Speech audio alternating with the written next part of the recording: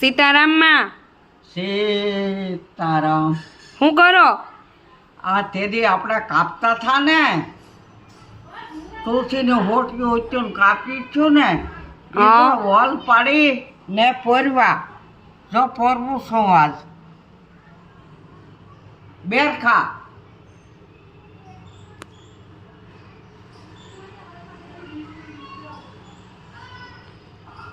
હા થઈ ગયો બેરખો. કેટલા પારાનો કર્યો? 18 પારાનો 18નો કર્યો.